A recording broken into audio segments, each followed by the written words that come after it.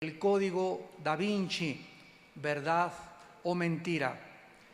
Damas y caballeros, tenemos aproximadamente como 2000 años que Dios envió aquí a este mundo a su Hijo Jesucristo para dejarle sus leyes. Hace 2000 años Dios nos visitó en este planeta y a través de sus leyes, sus estatutos, sus ordenanzas y sus mandamientos nos dejó la forma en la que nosotros podríamos vivir y podríamos también conocerle. Toda esta ley de Dios se encuentra en un libro que se llama la Biblia, y esta es la razón por la cual se llama la palabra de Dios, porque cuando hablamos de revelación significa que los hombres que escribieron la Biblia no la escribieron de sus propias ideas o presuposiciones filosóficas, sino que la escribieron siendo inspirados por Dios. Cuando nosotros reunimos los 66 libros de la Biblia, nos damos cuenta que fueron escritos en un periodo de 1500 años por más de 40 autores diferentes, pero con la peculiaridad de que los 66 libros y los 40 autores que escribieron la Biblia, todos coinciden en el mismo mensaje. Esto es una de las más grandes evidencias de que este libro fue escrito de una forma sobrenatural. Hace muchos años, cuando Jesucristo bajó al mundo, Él estaba interesado en saber qué pensaba la gente de Él.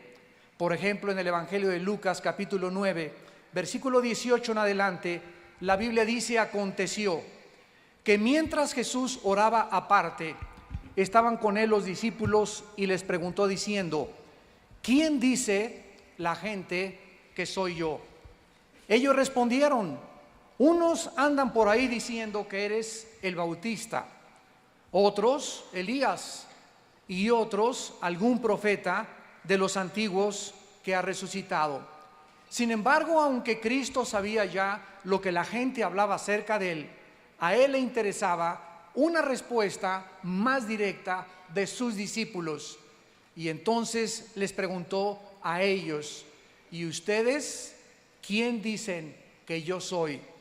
Entonces respondió Pedro y le dijo: tú eres el Cristo, el Hijo del Dios viviente.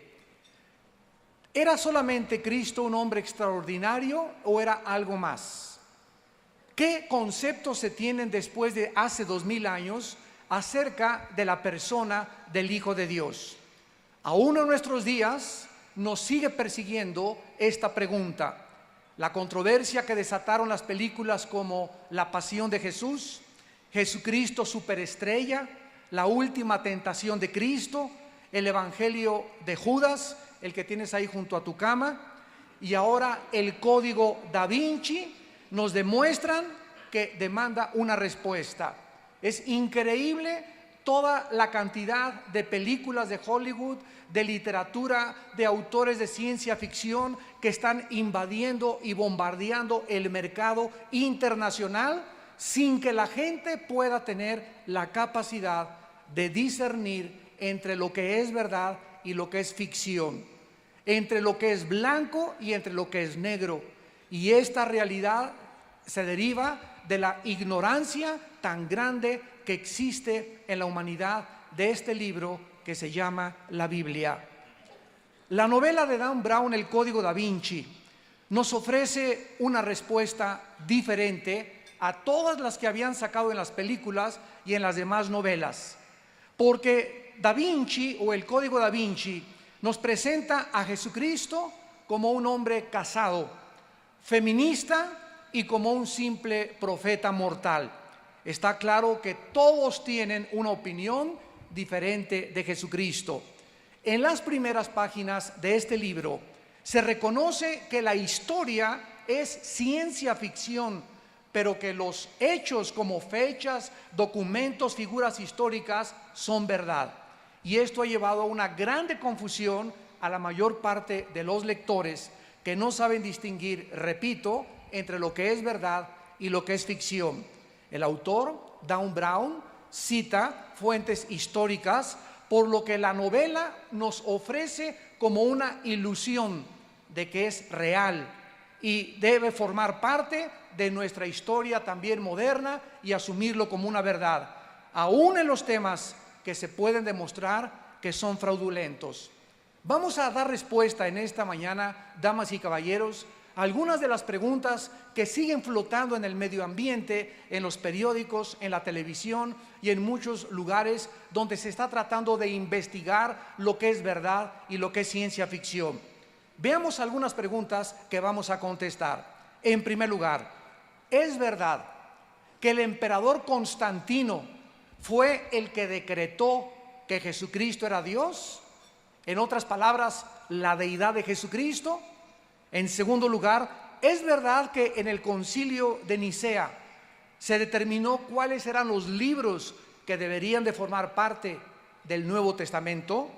En tercer lugar, ¿quién determinó que los libros que tenemos actualmente en la Biblia fueran incluidos y se reclamaran como inspirados por Dios? En cuarto lugar, ¿es verdad que María Magdalena tuvo relaciones sexuales con Jesucristo, se casaron y se fueron de luna de miel a Cancún? Bueno, eso ya es invento mío. Vamos a tratar de hacer un poco de historia porque es increíble la imaginación del ser humano. Dentro de los próximos meses les garantizo que va a salir el Evangelio también de Juan Diego. En el año 312 después de Cristo, un hombre llamado Constantino estaba posicionado en el puente de Milán, afuera de Roma, y estaba planeando acercarse a la ciudad de Roma y tomarla y conquistarla.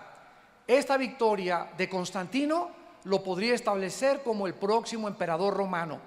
La noche anterior, Constantino estaba adorando a un dios pagano, cuando de repente, en las palabras de Eusebio de Cesarea, quien fue un historiador y el confidente particular del rey Constantino, estaba rezando cuando Constantino vio con sus ojos un símbolo de la cruz de Cristo, y con estas letras: bajo este signo vencerás. Constantino cruzó el río, ganó la batalla peleando con el símbolo de la cruz. Más tarde, él decretó lo que se conoce como el Edicto de Milán, donde se establecía que ya no se debería de perseguir a los cristianos. En otras palabras, este mensaje de la cruz de Cristo conquistó al imperio más grande de toda la historia. El imperio romano no fue conquistado con sangre, ni con espada, ni con guerras, sino con un mensaje de que ese hombre llamado Jesús de Nazaret había vencido la muerte al levantarse de la tumba a los 3 días. Existen muchas razones para ser escépticos cuando un político abraza una religión, especialmente cuando esta religión le va a ayudar al político a poder alcanzar sus ambiciones políticas. Consideremos al emperador Constantino, quien en el Código da Vinci se dice que inventó la deidad de Cristo para consolidar su poder político. También se dice que eliminó los libros del Nuevo Testamento que no estaban de acuerdo con su agenda política. En el Código da Vinci, Dan Brown dice esto: Constantino consolidó su gobierno y se ganó el derecho de establecer que los que no estaban de acuerdo con él eran herejes. Además, Constantino reúne en el concilio de Nicea en el año 325 después de Cristo y ratifica la nueva doctrina cristiana por cuestiones políticas. Además, se asegura que Constantino rechaza los evangelios que eran favorables a la feminidad divina. Vamos a ver a continuación que el centro de la discordia y del debate internacional, tanto religioso como filosófico, es el siguiente, damas y caballeros. Si Jesucristo fue un simple hombre mortal como Buda, como Mahatma Gandhi, como el Gurú, como el Dalai Lama, como Hare Krishna, como Zoroastro o como todos los líderes religiosos, o si Jesucristo verdaderamente era Dios en la carne. Esta es la más grande pregunta que todos nosotros en esta mañana, antes de salir de este lugar, tú tienes que contestar, porque la respuesta que tú le des a esta pregunta va a determinar el destino eterno de tu alma. Si Jesucristo fue un simple mortal como tú y como yo, y como todos los grandes líderes religiosos y los falsos mesías y los falsos profetas que han levantado tantas sectas en el mundo y tantos movimientos religiosos, entonces Cristo forma parte del montón. Pero cuando venimos a la Biblia y cuando comenzamos a escuchar las declaraciones de Jesús, cuando comenzamos a analizar la Biblia y la comparamos con el Mahajanivana Sutta, con el Tripitaka de los libros de Buda y de Confucio, con el Popo, con los Vedas de los persas, con el Corán de los musulmanes, nos damos cuenta que ninguno de los libros sagrados, ninguno, damas y caballeros, señoras y señores, ningún libro sagrado tiene una comparación ni científica, ni arqueológica, ni antropológica, ni psicológica, ni genética, ni biológica, ni geográfica, ni histórica con la Biblia. Es un libro absolutamente sensacional. Y los más grandes estadistas, los más grandes pintores, escultores, artistas, políticos, nadie ha podido decir hasta este momento: yo tengo otro libro mejor que la Biblia. Esta es la razón por la cual, al contener la Biblia, las verdades absolutas del universo, tiene que convertirse, si es verdad lo que Cristo dijo, que existía un diablo y existía un ser príncipe de las tinieblas, a cuyo mandato existen millones de demonios y de criaturas invisibles espirituales tratando de atormentarnos a nosotros y de robarnos la verdad, y de que tú vayas a la tumba sin el conocimiento de la verdad, entonces nosotros haríamos bien en abrir nuestros oídos al único ser en la historia que ha dicho estas palabras: yo soy el camino, yo soy la verdad y yo soy la vida.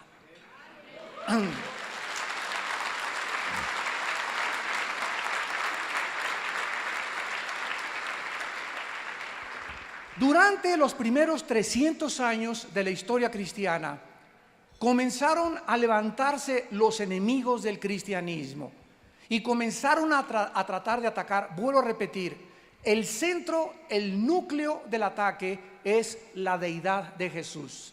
De que Jesucristo era un simple hombre común y corriente y un grande maestro de moral.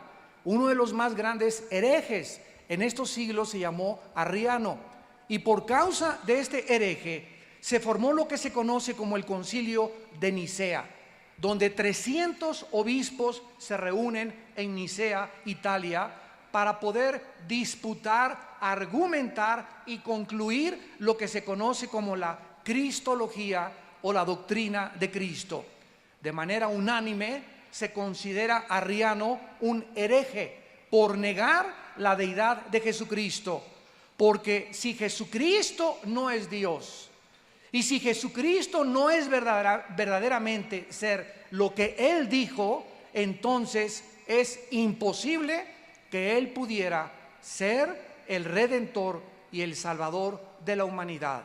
La Biblia en Hebreos 7:26 dice estas palabras acerca de Jesucristo: porque tal sumo sacerdote nos convenía, santo, inocente, sin mancha, apartado de los pecadores y hecho más sublime que los cielos.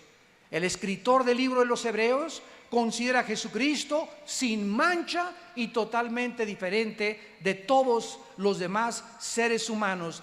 Pedro, en su primera carta, capítulo 2, versículo 22, dice: el cual no hizo pecado, ni se halló engaño en su boca. Si Jesucristo hubiera sido un simple mortal como tú y como yo, no podía en esa cruz abrir sus brazos, porque para que pudiera pagar por tus pecados y por mis pecados, hubiera necesitado primero pagar por los suyos propios y después pagar por los de los demás. Dios no nos podía imputar su justicia si Jesucristo no hubiera cumplido al pie de la letra los 10 mandamientos. Pero es el único ser, de acuerdo a la Biblia, que cumplió la ley de Dios. Y por causa de que Cristo cumple la ley de Dios, ahora Dios nos invita y nos lleva a la cruz. Y en esa cruz Dios en la Biblia nos dice: mi hijo cumplió lo que tú nunca hubieras podido cumplir. Mi hijo hizo lo que tú nunca hubieras podido hacer con tus peregrinaciones, con tus buenas obras. Porque si hubiera sido esto, ¿cuál es la razón de que Cristo muere en la cruz? Si hubiera otro camino para la salvación, como dicen comúnmente, todas las religiones llevan a Dios. Jesucristo es el mentiroso, totalmente psicópata, neurasténico, maníaco depresivo, loco que ha existido en la humanidad. Porque Jesucristo dijo: nadie va al Padre si no es por mí. Si hubiera otro camino a la salvación y Dios nos hubiera dicho: mis chiquilines, pórtense bien, mis nenes, mira, tú sigue esta religión, tú sigue aquella, tú sigue aquella, al cambio que todas las carreteras llevan a Toluca. Y esto no es verdad. No todas las carreteras llevan a Toluca, no todos los caminos llevan a Roma, no todos los aviones llegan al mismo lugar, no todas las religiones llevan a la verdad. La Biblia dice: hay caminos que parecen derechos, pero su fin es camino de muerte. Jesucristo dijo: porque no hay otro nombre dado debajo del cielo a los hombres en quien podamos ser salvados, más que en el nombre de Jesucristo. A continuación nos damos cuenta que la Biblia, en este concilio de Nicea, los 300 obispos que se reunieron de manera unánime, repito, acordaron de que Jesucristo no solamente era Dios hecho carne, sino que desde que antes de ellos, 3 siglos antes, ya los apóstoles y los padres de la iglesia habían concluido, ninguno tenía dudas de que Jesucristo verdaderamente era el Hijo de Dios. No podía ser de otra manera, porque Jesucristo, de acuerdo a los escritores de los evangelios, ya existía antes de que Él naciera en el mundo. Por ejemplo, en el Evangelio de Juan capítulo 1, versículo 1 en adelante, dice: en el principio era el Verbo era con Dios y el Verbo era Dios. Este era en el principio con Dios. Todas las cosas por Él fueron hechas, y sin Él nada de lo que ha sido hecho fue hecho. En Él estaba la vida, y la vida era la luz de los hombres. La Biblia dice que Jesucristo, antes de nacer en el vientre de su madre, la Virgen María, ya había estado junto con el Padre, formando la creación, ordenando la creación, dirigiendo la creación, y se le atribuye a Jesucristo, al que murió en una cruz hace 2000 años, la creación del universo y la vida que tú tienes y la vida que yo tengo. Esto nos deja pasmados, asombrados.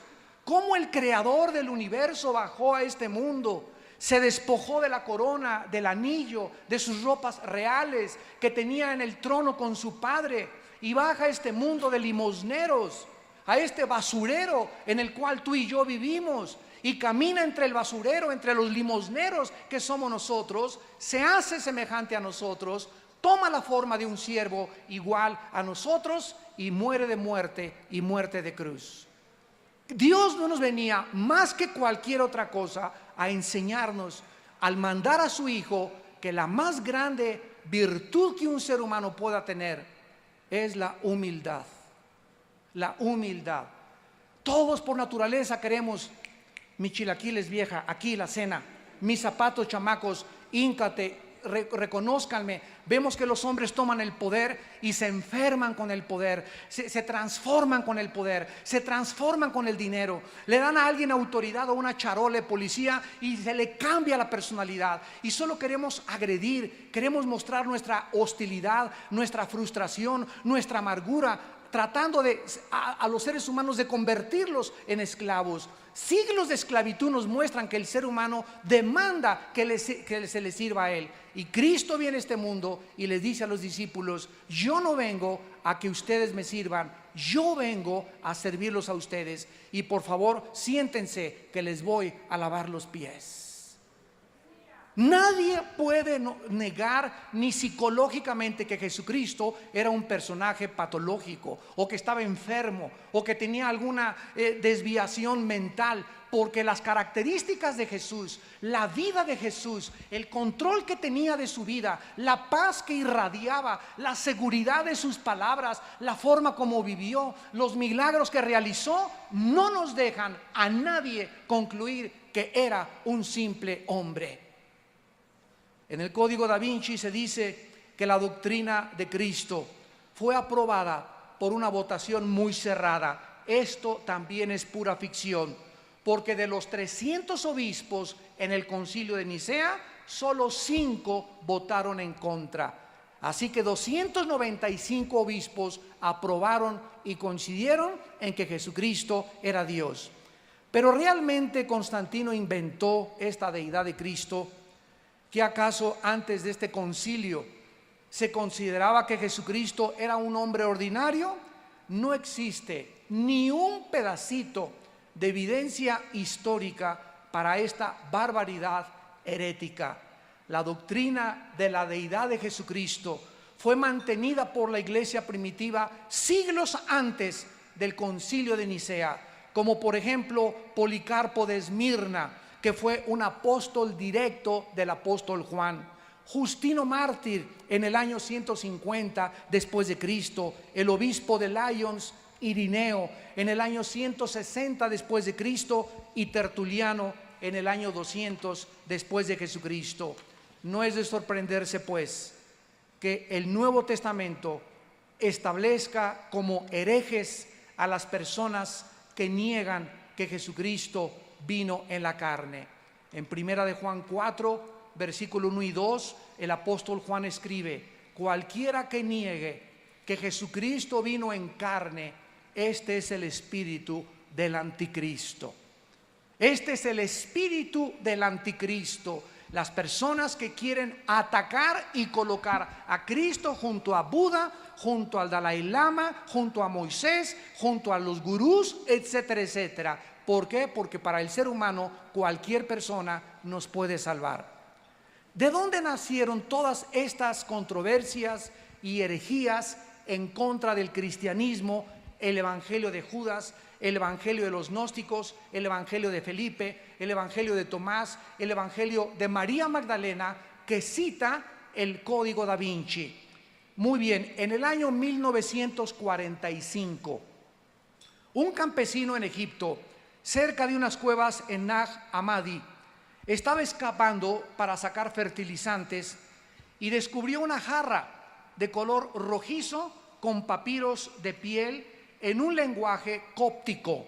Las fechas que datan estos papiros son del año 450, 500 después de Cristo.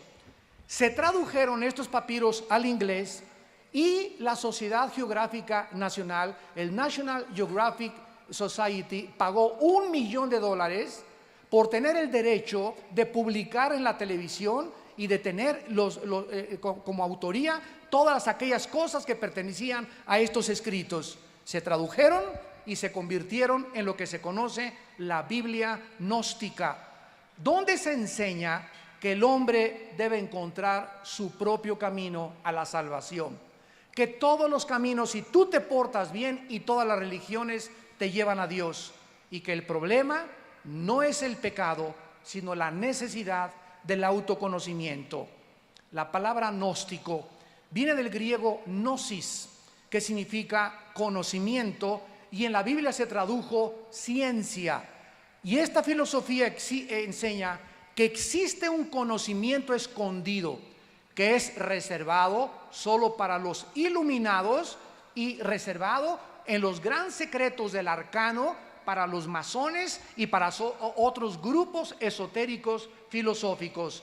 Sin embargo, esta iluminación no proviene de la Biblia, ni de Cristo, ni de Dios, sino de arcanos superiores.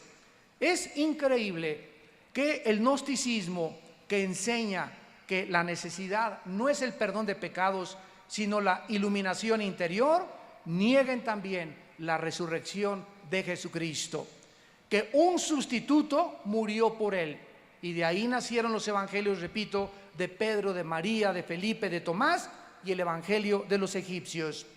Los apóstoles de Jesucristo, como el apóstol Pablo, en la segunda carta a los Corintios, capítulo 11, comenzaron en el tiempo de Nerón a alertar a la cristiandad acerca del surgimiento de personas que comenzarían a atacar la verdad y la deidad de Jesús. Dice 2 Corintios 11, versículos del 13 al 15, porque estos, escribe el apóstol Pablo, son falsos apóstoles, obreros fraudulentos, que se disfrazan como apóstoles de Cristo. Y no es maravilla, porque el mismo Satanás se disfraza como ángel de luz. Así que no es extraño si también sus ministros se disfrazan como ministros de justicia, cuyo fin será conforme a sus obras. ¿Cuántos falsos profetas han conocido ustedes a través de los periódicos en el último siglo?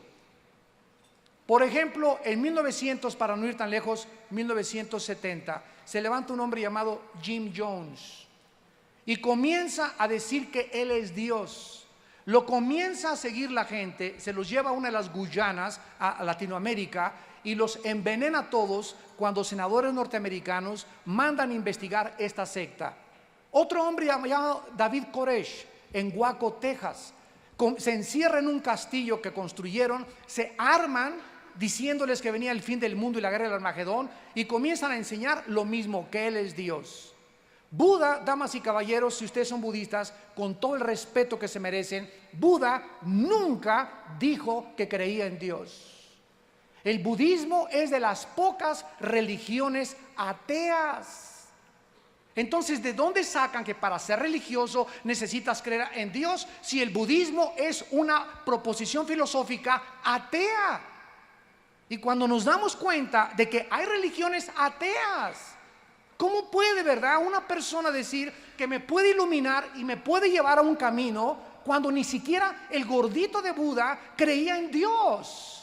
¿A dónde me vas a llevar entonces? Yo ando buscando el origen del universo. Yo ando buscando mi identidad. ¿Quién soy yo? ¿Por qué nací? ¿O qué somos el producto de una evolución fortuita? ¿Somos el resultado de una selección natural? ¿Es verdad que la evolución es la única cosa que se puede enseñar como científica en la escuela cuando es totalmente anticientífica? El ser humano está desesperado buscando respuestas y va con el gurú, van con los brujos de Catepec, van a Tepoztlán, adoran a la luna, se van a las pirámides de Teotihuacán a cargarse de energía y miles de cosas que hacemos, que inventamos nosotros porque no tenemos una luz. Y esa luz Jesucristo fue cuando Él dijo: yo soy la luz del mundo, si tú me sigues no seguirás en tinieblas.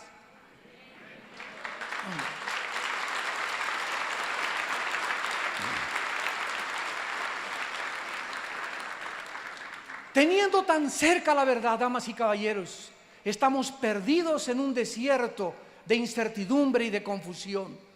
El apóstol Pablo, en la primera carta a Timoteo, capítulo 6, versículo 3 en adelante, dice estas palabras: si alguno enseña otra cosa y no se conforma a las palabras sanas, saludables de nuestro Señor Jesucristo y a la doctrina que es conforme a la piedad, está envanecido, nada sabe y delira acerca de cuestiones y contiendas de palabras, de las cuales nacen envidias, pleitos, blasfemias, malas sospechas, disputas necias de hombres corruptos de entendimiento, privados de la verdad, que toman la piedad como fuente de ganancia. Apártate de los tales.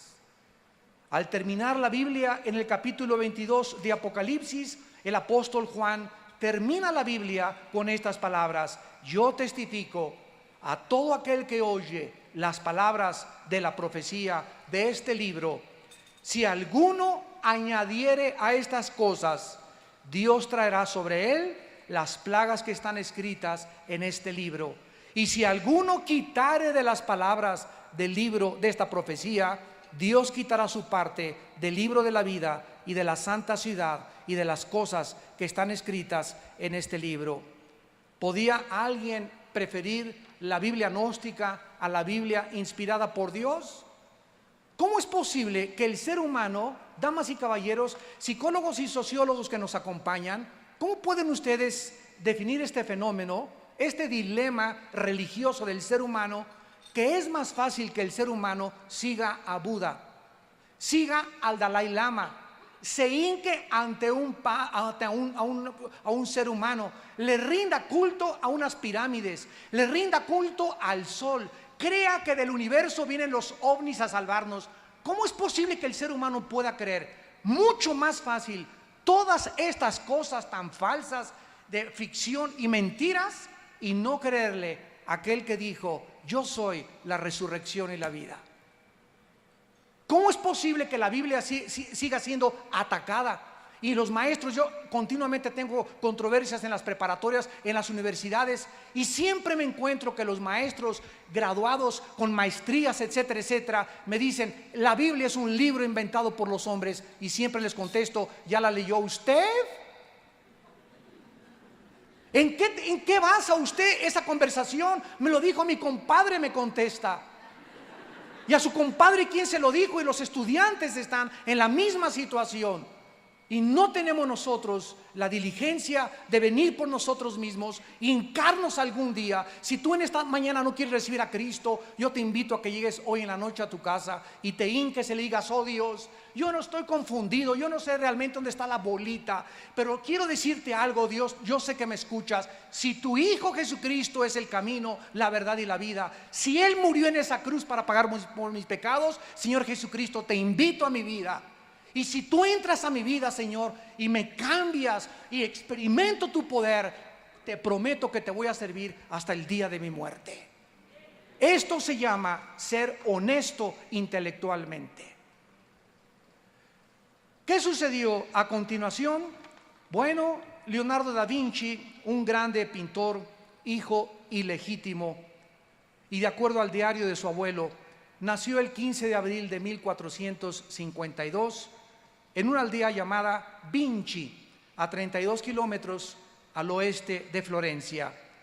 Realmente Leonardo da Vinci pintó en su cuadro de la Última Cena a María Magdalena recargada así amorosamente junto al rezago de Jesucristo. ¿Fue María Magdalena esposa de Jesucristo? Vamos a contestar estas preguntas a continuación, porque son otras mentiras también del libro y de la obra El Código da Vinci. Leonardo fue traído a Florencia siendo un mozo muy joven y se convirtió en un aprendiz de un pintor muy famoso. Más tarde, Leonardo comenzó a pensar que él no era apreciado en sus capacidades de pintura y apeló al duque de Milán llamado Ludovico para que le pudiera alquilar como pintor a su servicio. Ludovico lo aceptó y Leonardo pasó en Milán 20 años de su vida. En el año 1495, Ludovico, el duque de Milán, comisiona a Leonardo para que pinte el cuadro de la Última Cena para un monasterio dominico en la ciudad de Santa María de la Gracia. Pero realmente se encontraba, cuando pintó Leonardo da Vinci a María Magdalena recargada al regazo de Jesucristo. Y para nosotros saber la verdad, lo único que tenemos que saber es lo siguiente: ¿de dónde se inspiró Leonardo da Vinci para pintar el cuadro de la Última Cena? Vayamos al Evangelio de Juan, que fue el que leyó Leonardo da Vinci, y veamos de qué forma todos los evangelios, principalmente este que vamos a leer, nos describen quién se encontraba con Jesucristo en la Última Cena. Dice el Evangelio de Juan capítulo 13, versículos 21 en adelante. Habiendo dicho esto, Jesús se conmovió en espíritu y declaró y dijo: de cierto os digo que uno de vosotros me va a entregar. Entonces los discípulos se miraban unos a otros, dudando de quién hablaba. Y uno de sus discípulos, al cual Jesús amaba, estaba recostado al lado de Jesús. Y todos sabemos que este discípulo amado era el apóstol del amor, el apóstol San Juan. A este hizo señas Simón Pedro para que le preguntara quién era aquel de quien hablaba. Él entonces, recostado en el pecho de Jesús, le dijo: Señor, ¿quién es? Respondió Jesús: a quien yo diere el pan mojado, aquel es. Y mojando el pan, lo dio a Judas Iscariote, hijo de Simón. Vemos que la Biblia nos dice claramente que en la última cena no había una sola mujer. ¿Por qué? No era porque Cristo las haya excluido o las haya minimizado, todo lo contrario. Las mujeres fueron las que estuvieron con Cristo en el último día cuando Él colgaba en la cruz. Su madre, la Santa Virgen María, y María Magdalena y otras mujeres. A las primeras a quienes se les apareció fueron a mujeres también. Y la Biblia nos muestra el grande honor, el grande respeto y la grande honra que las mujeres deben de merecer de parte de nosotros los hombres. Porque cualquier hombre que me escuche, vivimos gracias a que una madre y mi madre nos trajeron a este mundo.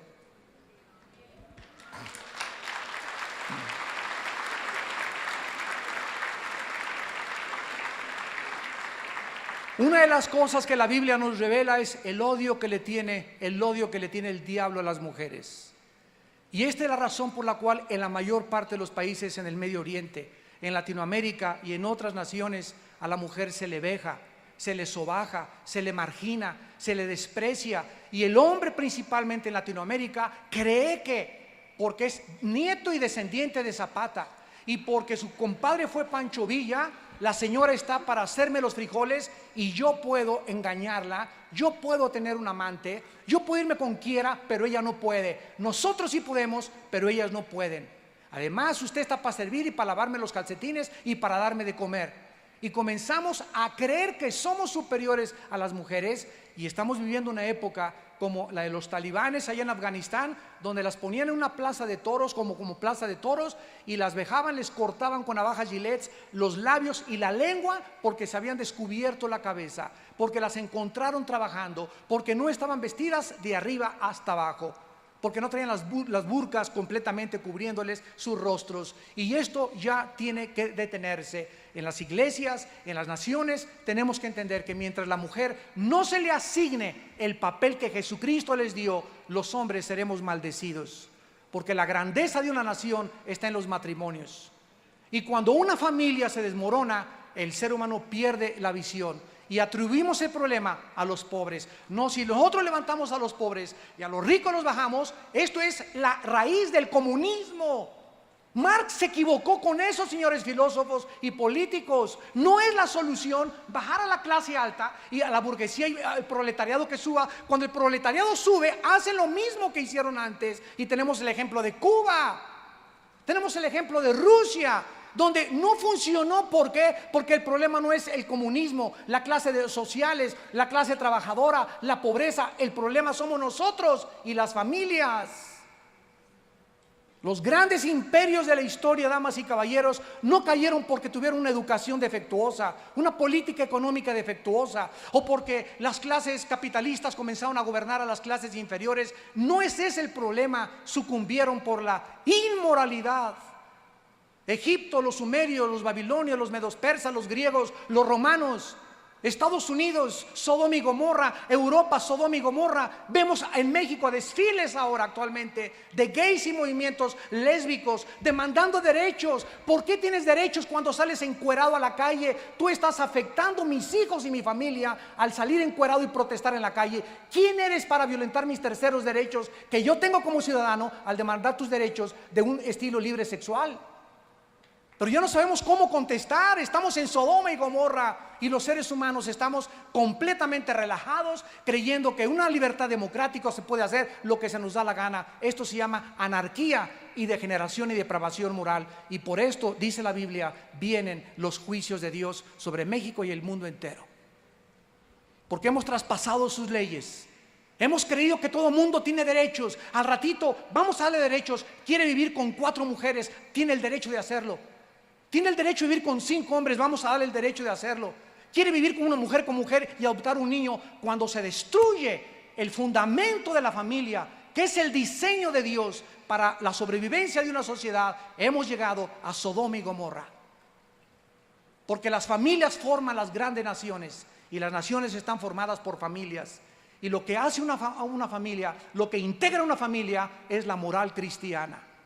Y cuando abandonamos eso, no tenemos ningún destino a donde dirigirnos más que al barranco y al naufragio total de nuestra sociedad. Leonardo da Vinci se inspira en la Biblia y lo que dice el Código da Vinci es absolutamente falso. ¿Quién era María? Dice la Biblia que María, en el capítulo 20 de Juan, fue una mujer y la primer testigo de su resurrección. Juan capítulo 20. Y dice la Biblia que no solamente fue el primer testigo de su resurrección, sino que María también fue la primera que dio testimonio que Jesús había resucitado. El primer día de la semana, María Magdalena fue de mañana, siendo aún oscuro, al sepulcro y vio quitada la piedra del sepulcro. Corrió y fue a Simón Pedro y al otro discípulo, al que amaba Jesús, y le dijo: se han llevado del sepulcro al Señor y no sabemos dónde le han puesto. Escuchen, nunca dijo: se han llevado a mi esposo. Ya se robaron el cuerpo de mi esposo. Ella, con todo el respeto, al haber vivido con Jesucristo, dijo: se han llevado a mi Señor y no sabemos dónde lo han puesto. Dice el versículo 11: y María estaba llorando junto al sepulcro. Mientras lloraba, se inclinó para mirar dentro del sepulcro y vio a 2 ángeles con vestiduras blancas que estaban sentados a uno y otro lado, a la cabecera y el otro a los pies donde el cuerpo de Jesús había sido puesto. Y le dijeron los ángeles: mujer, ¿por qué lloras? Les dijo: porque se han llevado a mi Señor. No dijo: se llevaron a mi esposo y no sé dónde le han puesto. Cuando había dicho esto, se volvió y vio a Jesús, que estaba allí, mas no sabía que era Jesús. Jesús le dijo: mujer. No le dijo: esposita. Mujer, ¿por qué lloras? ¿A quién buscas? Ella, pensando que era un hortelano, le dijo: Señor, si tú lo has llevado, dime dónde has puesto y yo lo llevaré. Jesús le dijo: María. Volviéndose ella le dijo: Raboni, que quiere decir maestro. Ella no le dijo: esposito mío, nos volvemos a juntar otra vez. Damas y caballeros, pudo haberse casado Jesucristo. El autor del Código da Vinci así lo asegura. Sin embargo, es pura ficción. Ninguno de los 4 evangelios enseña tal barbaridad. Y si hubiera ocurrido, lo hubieran mencionado. La Biblia enseña que Jesús no se casó con nadie. Escuchen con mucho cuidado.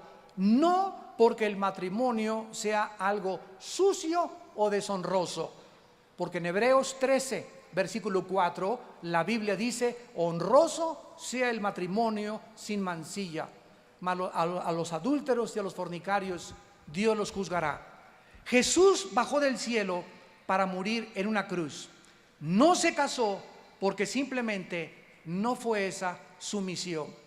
Él no bajó del cielo a formar un hogar ni una familia. Él vino a morir en una cruz. Él no podía casarse con ninguna mujer porque su naturaleza no solamente era humana, era divina. La sangre de Cristo no tenía pecado y no podía mezclarse con un ser humano y mezclar la sangre humana con la sangre pecadora o con la sangre divina. Entonces no se casó Jesucristo porque simplemente no fue su misión. Fue su misión resucitar a los 3 días, salvar y pagar por nuestros pecados con su sangre en la cruz y ascender a la diestra del Padre, donde está actualmente sentado, esperando hasta que sus enemigos sean puestos como estrado de sus pies. Claro que algún día Cristo se va a casar, porque actualmente está comprometido con nosotros su iglesia, y no pudo haberse casado antes.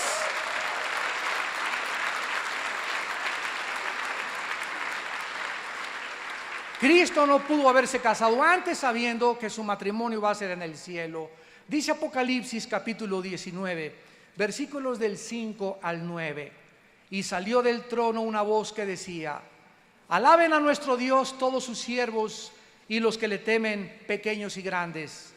Y oí la voz como una gran multitud, como el estruendo de muchas aguas, como la voz de grandes truenos que decía: aleluya, porque el Señor nuestro, Dios Todopoderoso, reina. Gocémonos y alegrémonos y démosle gloria, porque han llegado las bodas del Cordero. Y su esposa se ha preparado, y a ella se le ha concedido que se vista de lino fino, limpio y resplandeciente, porque el lino fino es las acciones justas de los santos. Y el ángel me dijo: bienaventurados los que son llamados a la cena de las bodas del Cordero. Y me dijo: estas palabras son fieles y verdaderas.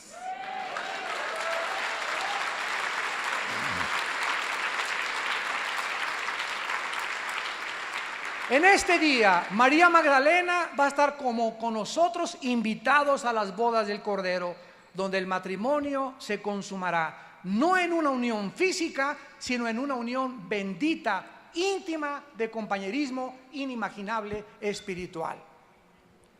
Y finalmente, ¿qué hay de los libros de la Biblia? ¿Por qué los libros que tenemos en la Biblia fueron incluidos en el canon? ¿Por qué otros fueron rechazados? ¿Quién determinó qué era inspirado y qué no era inspirado? La Biblia, ya dijimos, es un compendio de 66 libros, escritos bajo un mismo tema, por más de 40 autores en un periodo de 1500 años, o sea, más o menos del año 1492, y se terminó de escribir en el año 100 después de Jesucristo. Fue escrita en arameo, en griego y en hebreo. Fue el primer libro, la Biblia, en que se imprimió en la imprenta de Gutenberg. El primer libro que se imprimió en la historia en el año 1455 después de Cristo.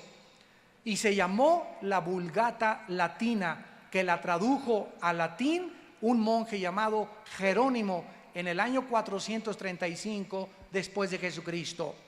En 1986, la Biblia se había traducido a 1848 lenguajes, de los 5445 lenguajes y dialectos que aproximadamente existen en el mundo. Actualmente hay más de 13,000 copias manuscritas del Nuevo Testamento antes de que saliera el Evangelio de Judas y el Evangelio que va a salir de Juan Diego también. 8,000 manuscritos de la Vulgata Latina y 13,000 versiones y 4,000 en griego, versiones primitivas. Existen más versiones primitivas de la Biblia que del libro La Ilíada y la Odisea y de cualquier otro volumen que exista en la humanidad. Además, el ateo francés Voltaire, en 1778, cuando murió, dijo en una ciudad donde él vivía: cuando yo muera, la Biblia pasará a la historia y nadie la volverá a publicar. Sin embargo, después de su muerte, la imprenta más grande que hay de Biblias en Europa es donde murió Voltaire.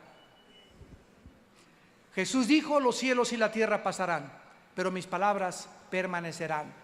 Y seguirá siendo atacada como dijo tu padrino don Teofilito. Y seguirá siendo atacada, y saldrán películas, y saldrán esto y aquello, y el mundo pasará a la historia y comenzará a distinguir entre lo que es ficción, lo que hombres enemigos de la cruz continúan atacándola, pero nosotros seguiremos levantándola y defendiéndola como la única luz que alumbra en tantas tinieblas en que se encuentra la humanidad. Haríamos bien en estar atentos como una antorcha que alumbra a este libro hasta que el lucero de la mañana amanezca en todos vuestros corazones. Y finalmente vemos nosotros que la autoridad de la Biblia la observamos en los escritores. ¿Qué era lo que tenía que definirse para que fuera aceptada dentro del canon del Nuevo Testamento? Dos cosas importantes. En primer lugar, la apostolicidad. En otras palabras, los libros que se aceptaron como inspirados por Dios son los que los apóstoles escribieron.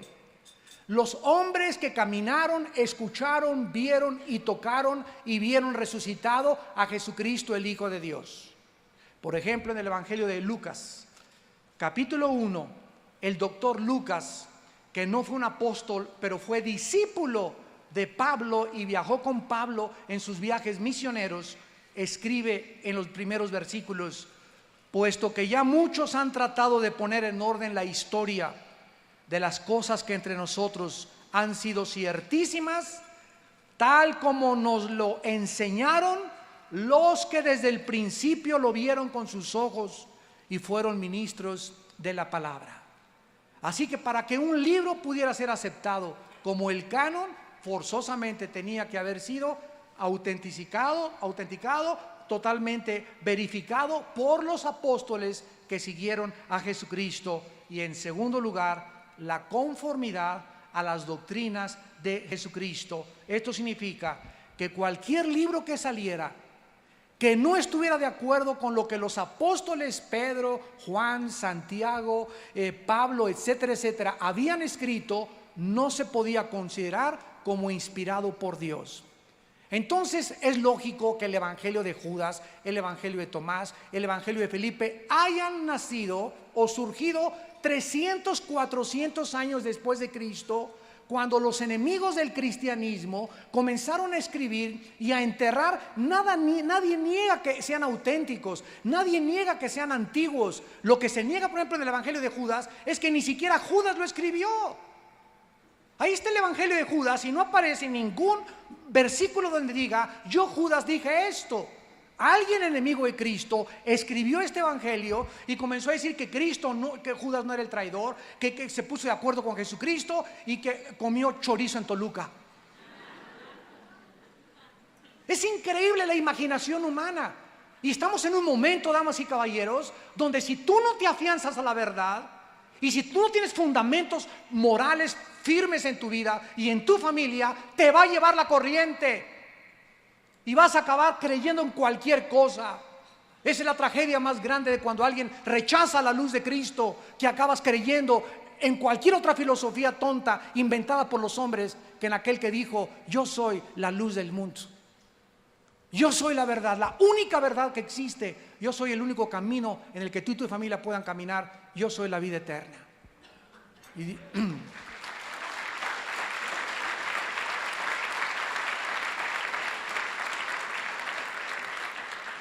Yo los invito en esta mañana, no a una religión.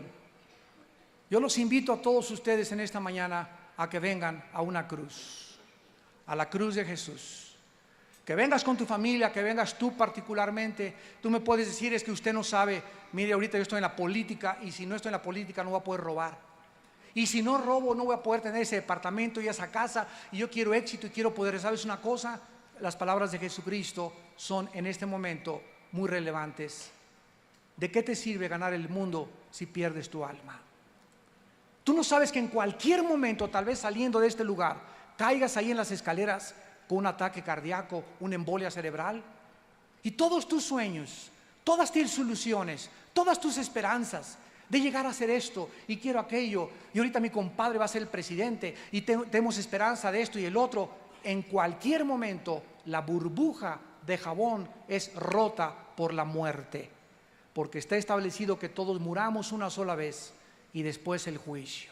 ¿Y de qué te sirve haber entregado y dedicado tu vida a valores tan falsos cuando lo más importante es el alma y el destino de tu familia? Dios no niega que tú puedas ser político o empresario. Gloria a Dios por todas las personas, y necesitamos hoy más que nunca integridad en nuestro mundo político. La corrupción está denigrando totalmente a nuestra nación. ¿Cómo podemos levantar esto? No con mejores escuelas. Necesitamos predicar el mensaje de la gracia de Dios. Necesitamos orar para que Dios nos dé un presidente que nos abra los estadios, que nos den más medios en televisión, que podamos influir en la radio, que podamos entrar a las universidades y darles otra opción a los estudiantes, y no solo que venimos de chita. Que podamos entender que lo que nos da dignidad humana es que fuimos creados a la imagen y semejanza de Dios, y que eso es lo que nos da valor como seres humanos. Y esta es la razón por la cual es de tanta valía que el Hijo de Dios haya dado su vida en una cruz por ti y por mí, porque valemos tanto, tanto, tanto para Dios, que dio a su Hijo unigénito, para que cualquiera de ustedes que en Él cree no se pierda, mas tenga vida eterna. Mas Dios muestra su amor para con nosotros en que, siendo aún pecadores, Cristo murió por nosotros. Él, que no conoció pecado, por nosotros se hizo pecado, para que nosotros fuésemos hechos la justicia de Dios en Él. Porque la paga del pecado es la muerte, mas el regalo de Dios es vida eterna en Cristo Jesús.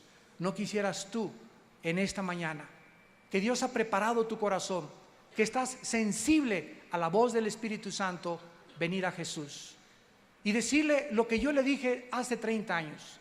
Hace 30 años yo estaba formando parte del Partido Comunista Mexicano. Yo era un convencido de una revolución violenta y de bajar a los dictadores y bajar a este gobierno y que el pueblo tomara el poder. Y estaba involucrado en la dialéctica materialista, era ateo totalmente, renuncié a mis valores que mis padres me dieron de nuestra religión, equivocados, pero me dieron valores, porque estaba harto de la hipocresía de la sociedad como lo están los jóvenes. Hasta que un día mi hermano Alejandro, que está aquí conmigo, me dijo: ten una Biblia y quiero que la leas. Y quiero que seas sincero y comienza a leer el Evangelio de Juan. Y cuando llegué a Juan 14, mi vida estaba deshecha, vacío. Yo era revolucionario, el 68, Tlatelolco, levantémonos, por aquí, por allá, nos golpearon, nos llevaron a la cárcel por nuestras ideologías, etcétera, etcétera. Leí Juan que decía: yo soy el camino, la verdad y la vida. Y en ese momento vino a mí la foto del Che Guevara que tenía arriba de mi cama. Un póster gigantesco, Fidel Castro, Nikolai Lenin, Adolfo Hitler, la signa suástica y todas las mentiras y el veneno de estos líderes demoníacos que han hecho con la humanidad. Y yo dije: ni el Che Guevara, ni Hitler, ni nadie ha hablado como ha hablado Jesucristo. Y caí de rodillas hace 30 años y le dije: Señor y mi Dios, yo te necesito. Mi vida es una confusión, mi vida es una tormenta, estoy totalmente desviado de mis pensamientos. Si tú eres el Hijo de Dios, entra a mi vida. Y si tú entras a mi vida y yo leo la Biblia y me convenzo que tú vives y que resucitaste de los muertos, no quiero saber nada de ninguna otra cosa más que servirte hasta el día de mi muerte. Y Jesucristo lo hizo, y Dios me levantó para predicar su palabra y decirles a ustedes: lo mismo lo quiere hacer con tu vida. Y quiere transformar radicalmente tu vida, tu matrimonio y la vida de tu familia. Pero tú tienes que darle esta oportunidad, no a una religión, sino a Jesucristo, el Hijo de Dios. Y lo puedes hacer en este momento diciéndole estas palabras. Te pido que inclines tu cabeza. Ahí desde tu lugar, con tu rostro inclinado, con toda la honestidad e integridad de tu alma, ya no luches contra Dios. Vengo a anunciarte a un hombre, no a un sistema, no dogmas, no reglas. Vengo a anunciarte a un hombre que se llama Jesús, que dio su vida por ti en una cruz y que tú no le conoces. Y Él anhela que tú le conozcas y comiences a caminar en sus caminos con el poder que Él te quiere dar a través de su Espíritu Santo. Y ahí en tu lugar, ustedes que nos ven también por la televisión, si tú quieres invitarle a tu vida por primera vez, dile estas palabras: Señor mío y Dios mío, te doy gracias en esta mañana por iluminar mi entendimiento y mostrarme que voy por un camino que conduce a la muerte. He vivido una vida equivocada porque no te conocía. He sido ignorante de quién eres tú, Jesús. Yo pensaba que eras uno más de los grandes líderes y profetas religiosos. Esta mañana comprendo que tú eres mucho más que eso. Tú eres verdaderamente el Cristo, el Hijo del Dios viviente. Te pido perdón por mis pecados. Me arrepiento de mi vida, porque creo que en esa cruz, con tu sangre, pagaste por mis pecados. Y ahora te pido, Hijo de Dios, que entres a mi vida como mi Señor y mi Salvador. Manifiéstate, Señor, en mi vida. Anhelo conocerte y entregarte todo lo que tengo. Ya no quiero saber nada más que seguirte y vivir para ti. Te pido por mi familia, te pido por mi matrimonio. Bendice a nuestros hijos o mi futuro matrimonio y dame sabiduría para escoger esposa algún día. Dame sabiduría para escoger esposo, los que vamos a formar la nueva familia. Y te pido que nunca me dejes ni me desampares, tal como me lo has prometido, porque te lo pido en el nombre de Jesús. Amén.